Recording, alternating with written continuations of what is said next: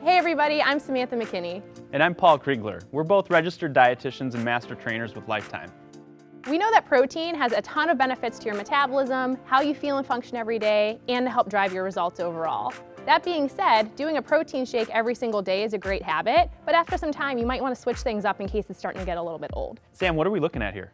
We have some of our favorite sweeter options and different ways to use protein powder to almost infuse into a dessert. So there's a ton of ways that I love to use protein powder just to really satisfy my sweet tooth, to be honest with you. You know, there are easy things that you can do, like mixing it into yogurt or making it into a pudding and just putting that into a bowl and using a little bit of non-dairy milk and some extract. And there are things that are a little bit fancier to do as well. Yeah, I love the mixing protein powder into yogurt. It's so simple and it's a great way to get ample protein in the morning. My favorites to do that with are either whey protein or collagen peptides because they mix in so easily to yogurt. And then, oh my gosh, one of my absolute favorite things to do is to make cookies out of protein powder. So you can actually do that where you're combining dessert and your protein together, so there's no guilt.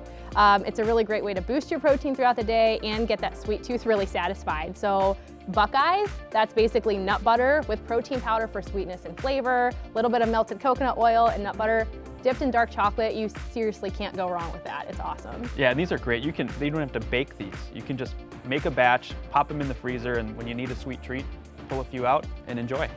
Or you can go the coconut shortbread route if you want another flavor. So these ones have some shredded coconut in there and it gives you a little bit more of that cookie feel, and having the no bake is just super easy and it's a great option to have on hand.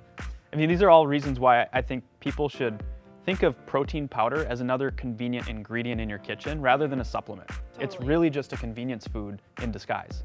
If you're like me and don't really like all the sweet treats all the time, there's a lot of savory applications that protein powder can be used for too.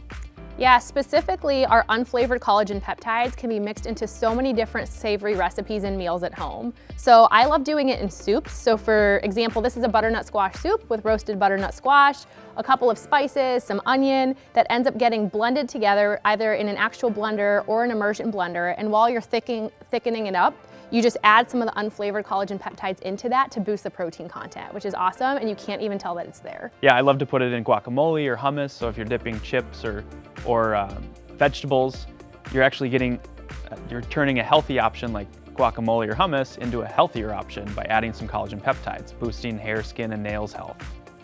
That sounds awesome.